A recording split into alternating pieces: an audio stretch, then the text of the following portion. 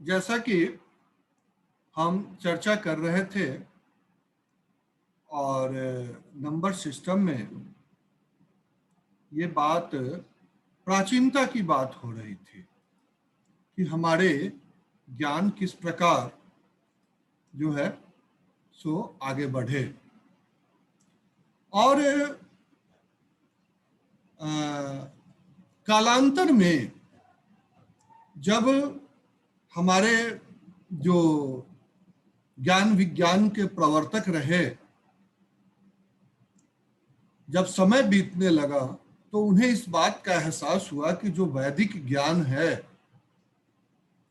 इन ज्ञान को कहीं एक जगह संकलित करने की आवश्यकता है, क्योंकि उस समय संपूर्ण भारतवर्ष में अनेक गुरु और उनकी शिष्य परंपरा प्रचलित थी। तो श्रीमद् भागवत महापुराण के 10वें स्कंध में, शायद है 10वें नहीं, पहले दूसरे स्कंध में ही है, ये चर्चा है कि महर्षि वेद व्यास को यह कार्य भार सौंपा गया और संपूर्ण वैदिक ज्ञान को इन्होंने 4 भागों में विभक्त किया: ऋग्वेद, सामवेद, यजुर्वेद और अथर्ववेद। आपको यह जानकर आश्चर्य होगा कि विश्व के कई देश आज के डेट में भी महर्षि वेद व्यास को हम यहाँ महर्षि कहते हैं, बहुत सारे प्रश्न करते हैं वेद व्यास के ऊपर, लेकिन उन देशों में वेद व्यास को भगवान वेद व्यास के नाम से जाना जाता है। बहुत सारे ऐसे देश हैं आज भी।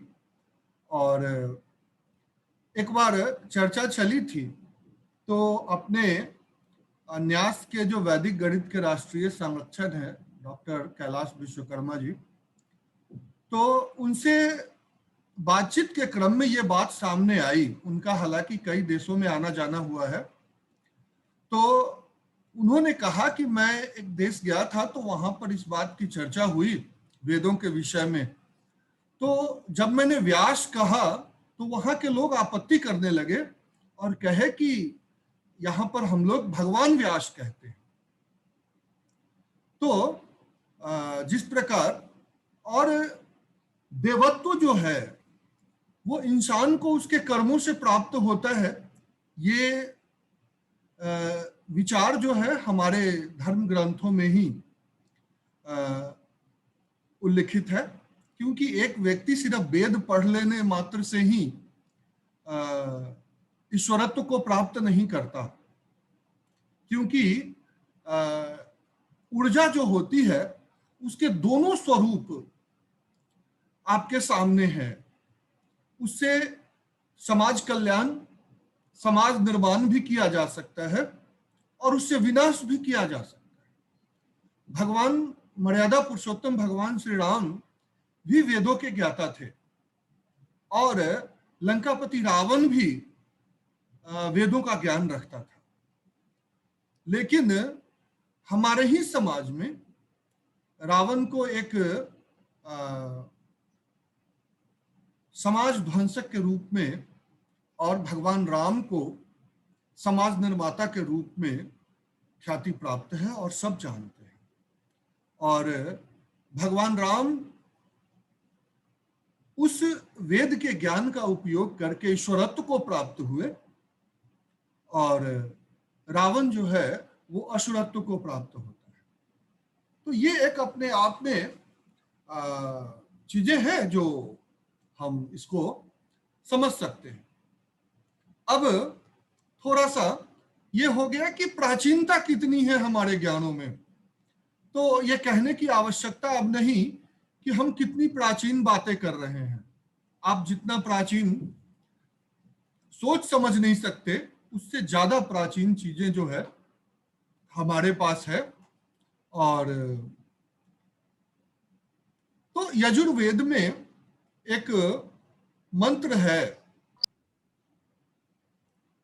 एक च दश च शतम, शतम च सहस्त्रम च सहस्त्रम च अयुतम च अयुतम च न्यूतम च न्यूतम च प्रयुतम च अबुर्दम च निबुर्दम समुद्रश्च मध्यम च अनंतश्च परार्धश्च एता में अग्नि इष्टिका धेनवा संतु आमुत्रा स्मिन लोके। इस तरह से थोड़ा सा टाइपिंग एरर है, मैं इसके मिस्टेक बाद में चेक कर लूंगा। इसमें कहा क्या जाता है वो बात अगर हम समझें तो देखेंगे। धीरे धीरे हम लगभग कई चीजों की चर्चा करेंगे और उस पर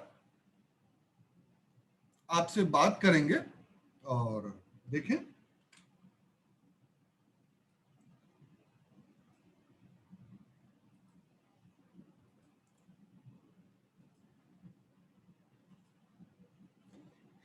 कहते हैं हे विद्वान पुरुष,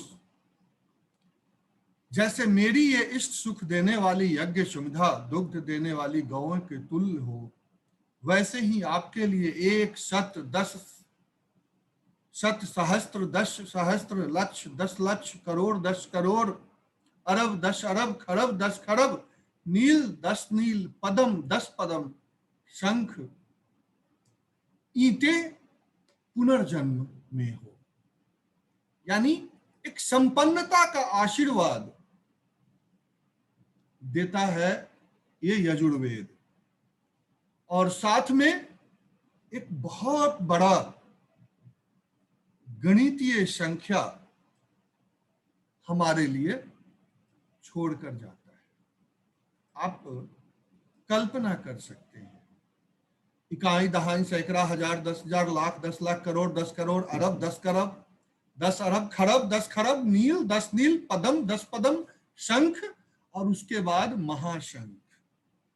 महाशंख की अलग अलग व्याख्या, 3 तरह के महाशंख की व्याख्या है हमारे शास्त्र में। खैर इस विषय पर अभी नहीं जाते हैं, ये पूरी ग्रंथ इस विषय पर लिखी गई है महाशंख के ऊपर, तो इस पर जाएंगे तो काफी डिटेल में चले जाएंगे, तो इतना ज्यादा हम नहीं जाते हैं। अब आप में से कोई ये बताए कि यजुर्वेद के काल में 1 10 100 1000 10,000 लाख 10 लाख करोड़ वगैरह जब गिने जा रहे थे तो शून्य के आविष्कारक किसे कहना चाहिए? अब थोड़ा सा हम जो है बस आपके सोचने के लिए प्रश्न में छोड़े जा रहा हूं, उस पर ज्यादा हम लोग थोड़ा करेंगे। अब हम एक और महाकवि या महावैयाकरण आचार्य भर्तृहरि को लेते हैं। भर्तृहरि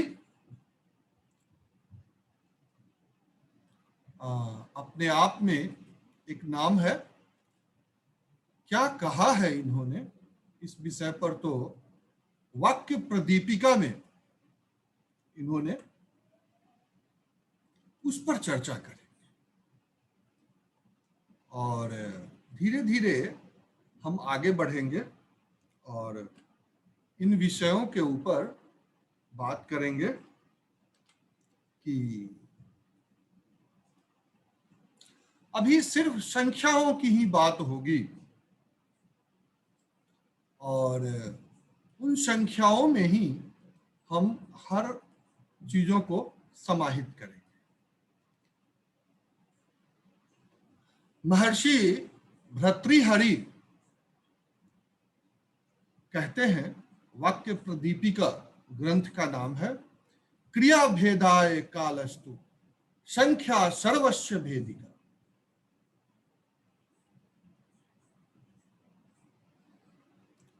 संख्या सर्वस्व भेदिका। मैं जो लिख रहा हूं आप लोग इसको एक बार पढ़ने का भी प्रयास करें और उसके बाद चीजें जो है सामने आएंगी। मतलब क्या निकलता है?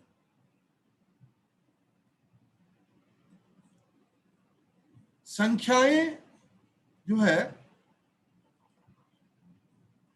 हर काल में विकास करती रही है। काल क्रिया का भेदक होता है। काल बदलने पर क्रिया का स्वरूप बदल जाता है।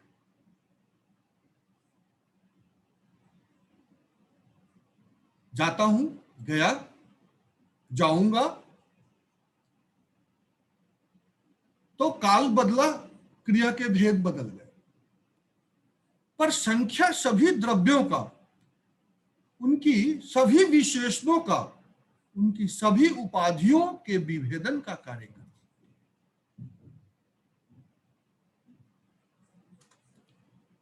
ऐसा महर्षि भर्तृहरि ने कहा है। धीरे धीरे हम लोग चीजों को पहुंचेंगे वहां तक और देखेंगे कि कैसे इसको आगे बढ़ाते हैं। अब अगर हम ज्यादा गणितज्ञों की चर्चा करने लगे तो गणित का रिफरेंस देने में ही लगभग सारी की सारी चीजें उलझ के रह जाएगी। लेकिन ज्यादा पर नहीं जाकर के अब सीधा हम भास्कराचार्य पर आते हैं। भारतीय गणितज्ञ भास्कराचार्य को कौन नहीं जानता? 12वीं शताब्दी में भास्कराचार्य का नाम, उस समय हमारा भारतवर्ष ज्ञान विज्ञान और गणित के स्वर्णिम युग से गुजर रहा था, जिस समय भास्कराचार्य का जन्म हुआ था। कोई भी व्यक्ति जब भी भारतीय गणित पढ़ने की बात करता है तो वो भास्कराचार्य को सबसे पहले टच करता है।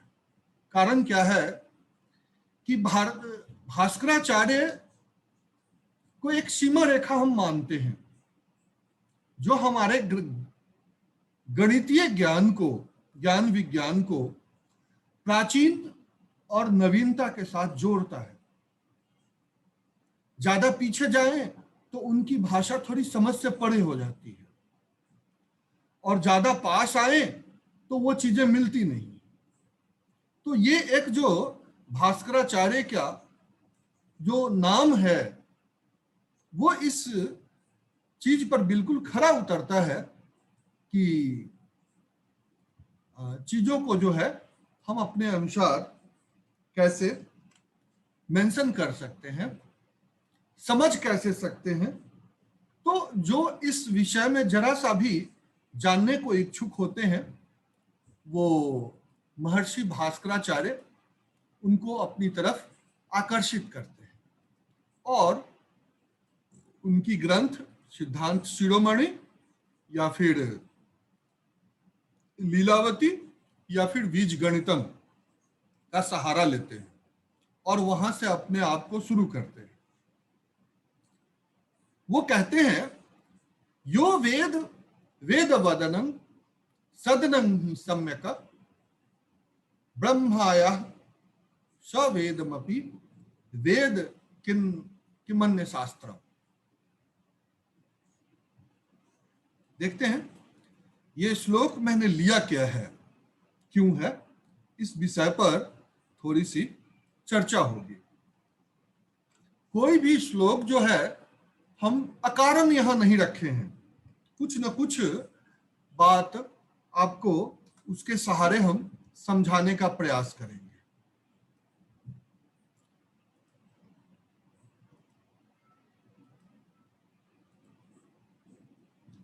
कहते हैं जो वेदों के निवास स्थान वेद का मुख है, व्याकरण को जानता है, वह वेद को भी जानता है। अन्य शास्त्रों का तो कहना ही क्या है। अब आप देखेंगे सबसे प्राचीन वेद है, सभी को वेद पढ़ना चाहिए, पहली बात। दूसरी बात, वेद के कुछ अंश से ही बड़े बड़े गणितज्ञ, खगोल शास्त्री और हमारे ज्ञान विज्ञान के प्रवर्तक हुए हैं। उन्होंने भी कई शास्त्रों की रचना की है, जैसे वराहमिहिर सूर्य सिद्धांत,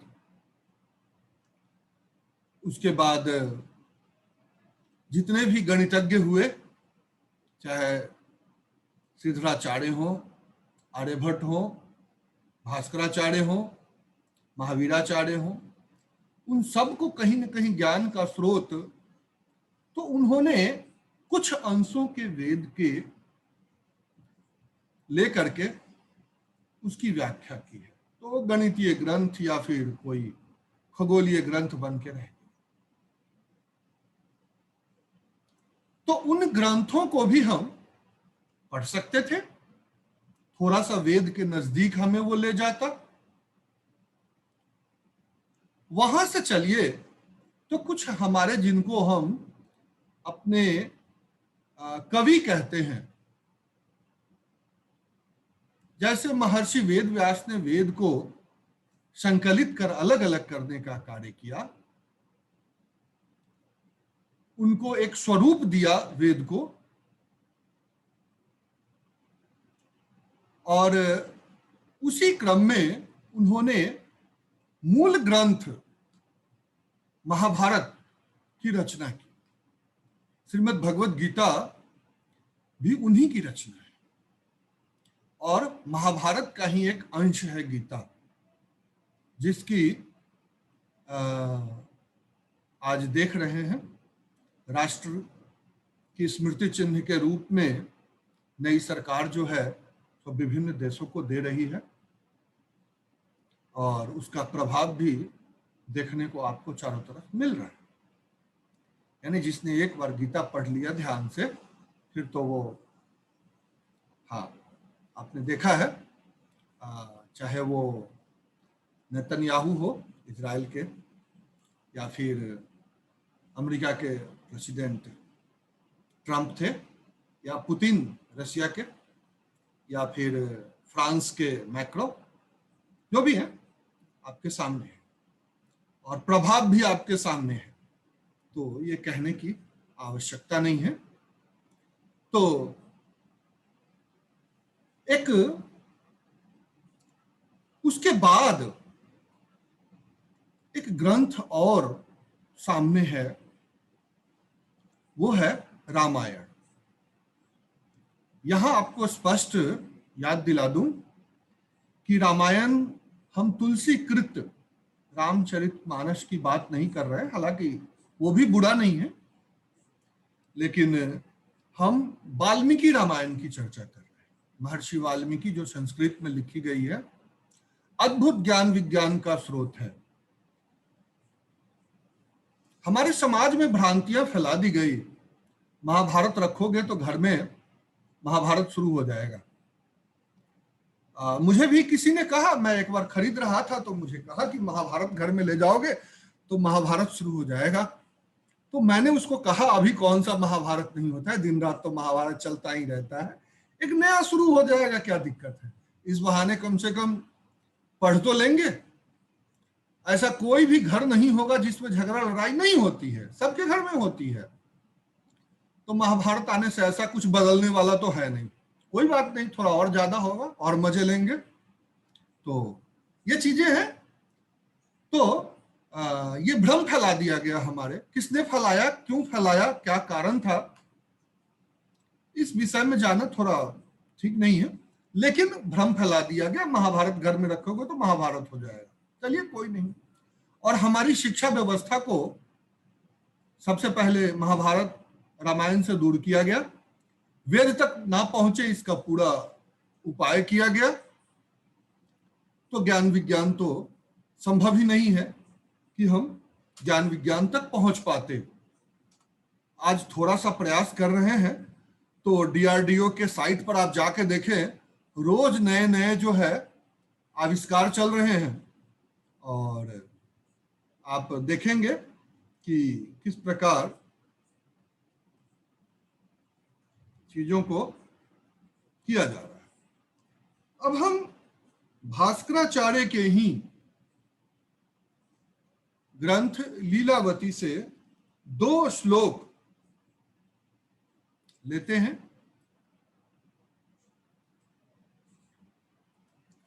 यह आपको पूरी संख्या सिद्धांत समझा देगा। देखते हैं, कुछ न कुछ तो अच्छा होगा ही।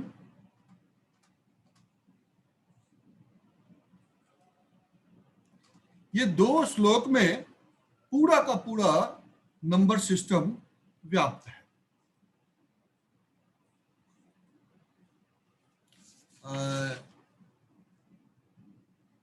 लीलावती के श्लोक संख्या 2 और 3, श्लोक संख्या 2 और श्लोक संख्या 3 जो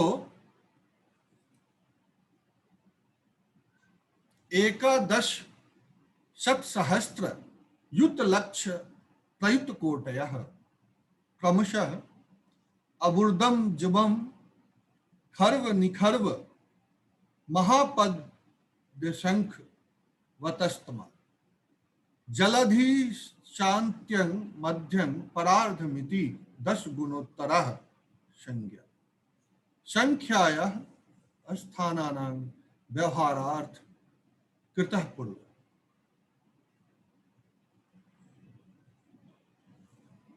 क्या है इन चीजों को? जो यहां आपने यजुर्वेद में इस मंत्र के सहारे कहा गया है, लगभग वही बात 12वीं शताब्दी में भास्कराचार्य कहते हैं। बस थोड़ी सी भाषा में अंतर हो गया है। देखते हैं, चीजों को समझने का प्रयास करेंगे। और अब देखें इसमें किन किन संख्याओं का प्रयोग है। इस विषय पर जाने से पहले हम थोड़ा सा लेते हैं चीजों को,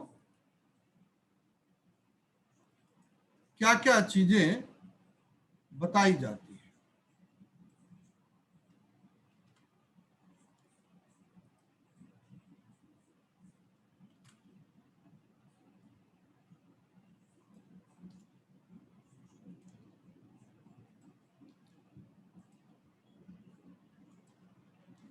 ये देखें, 1 है, 10 है, शत है, सहस्त्र है, अयुत है, लक्ष्य है, प्रयुत है, कोटि है, अबुर्द, अब्ज, खर्व, निखर्व, महापद्य, शंकु, जलधि, अंत्य, मध्य का प्रारब्ध।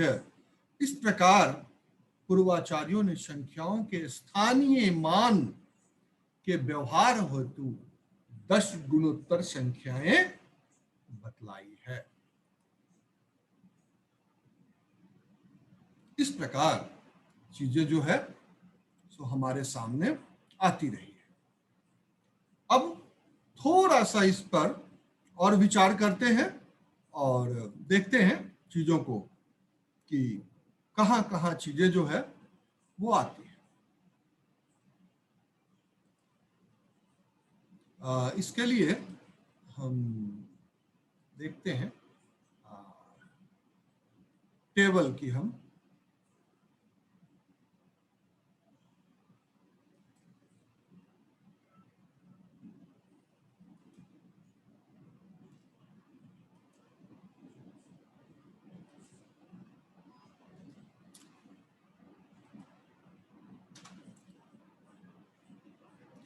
मेरा प्रयास होगा कि आपको चीजों को ढंग से बताई जाए। देखते हैं। इसमें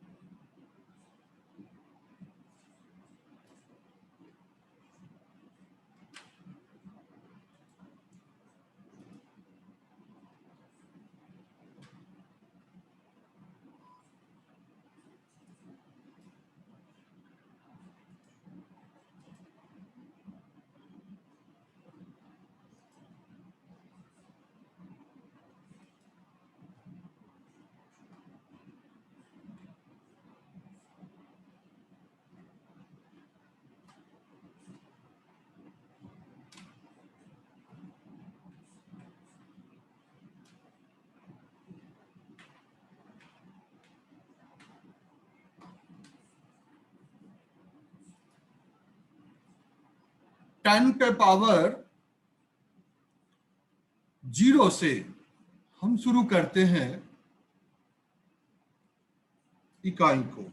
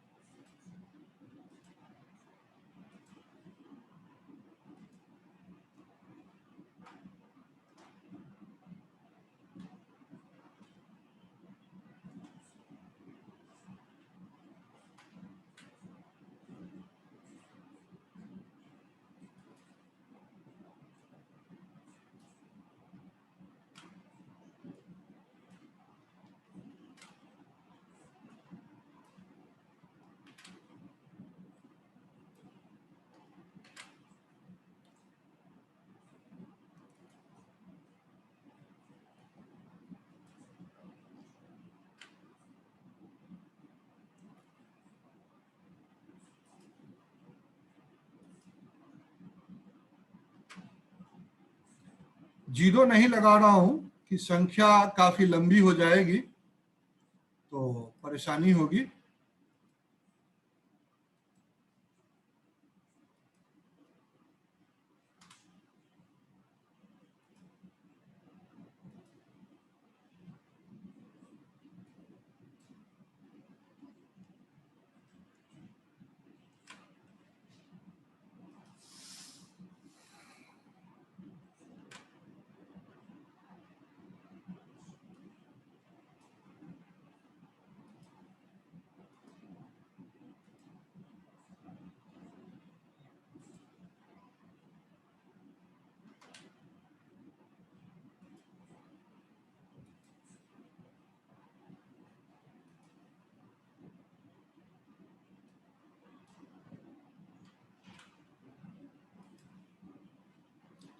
यहां तक तो लगभग हम लोगों को पता है, लाख करोड़ तक को तो हम लोग पढ़ते ही आए हैं। तो यहाँ कुछ चीजें तो हमारे लिए कॉमन है, हम लोग पढ़ते हैं, लेकिन कुछ चीजें जो है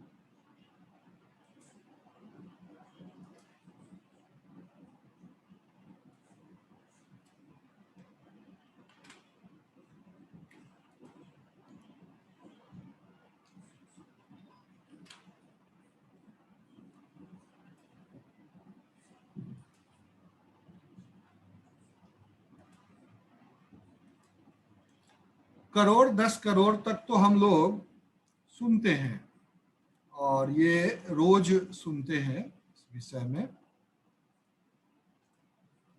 उसके बाद थोड़ी कम सुनते हैं चीजों को।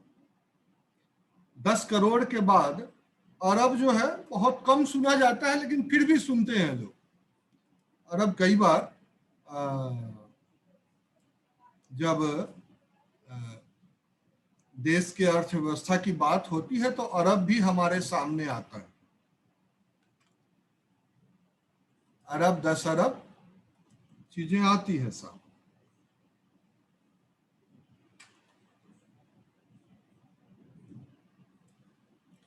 लेकिन उसके बाद के जो सिस्टम है वो बहुत कम सुनने को मिलते हैं। अरब के बाद आ गया खरब।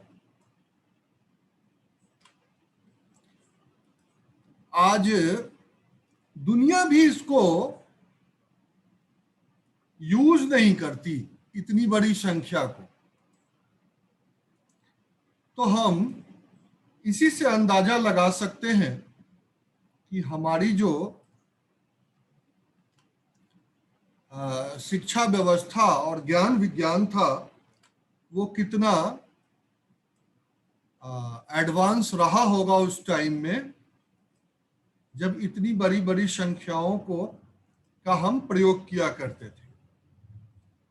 खरब तक तो थोड़ा बहुत सुन ही लेते थे कभी कभार, लेकिन उसके आगे ये नील शब्द जो है वो तो मुझे नहीं लगता कि आप लोग व्यवहार में लाते भी होंगे कभी। और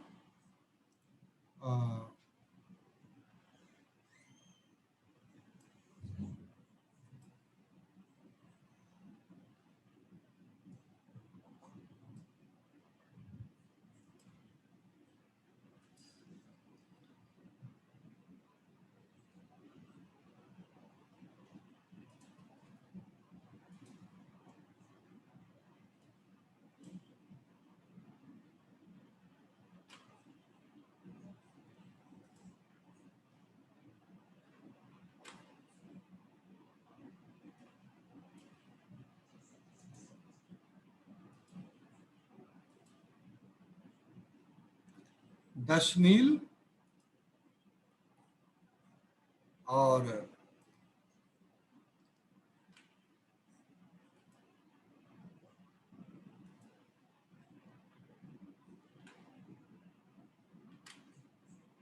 पद्म,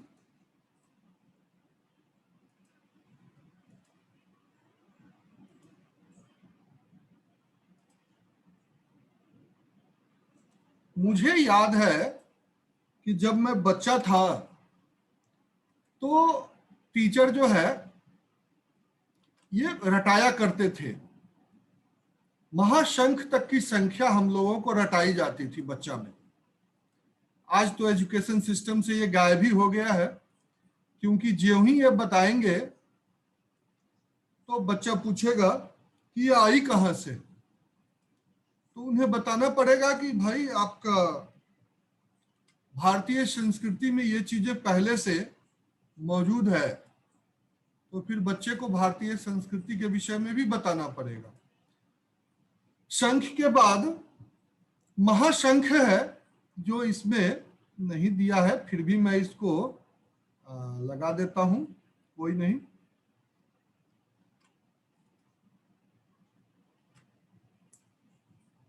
शंख तक की चर्चा जो है सो है।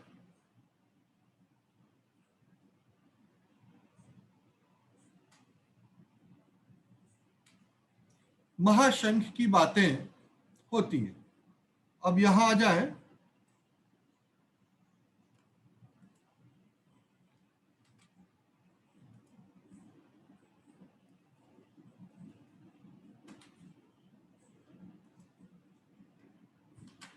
Ten to the power 5, 10 to the power 6, उतना ही जीरो, जितना पावर है उतना ही जीरो सब पर आ जाएगा। अगर इस मेथड से बच्चे को समझाया जाए तो उसे ये समझने में दिक्कत नहीं हमें कितने जीरो लगाने हैं। अक्सर हम जीरो लगाने के बाद एक लिखने के बाद सोचते रहते हैं कि अरब में कितने जीरो होते हैं। अगर इस ढंग से वो याद करेगा पावर के सिस्टम में तो उसे इस बात की बिल्कुल परेशानी नहीं होगी कि कितने जीरो हमको लगाने हैं। आप देख सकते हैं अरब में कितने लगाने हैं, खरब में कितने लगाने हैं, और तो ये सब चीजें हम समझ सकते हैं।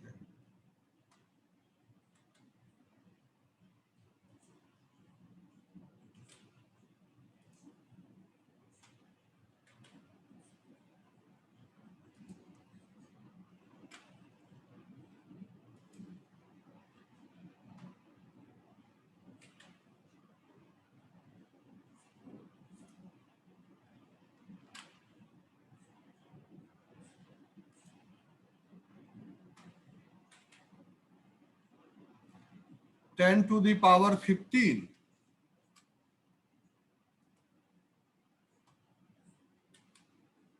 10 to the power 16,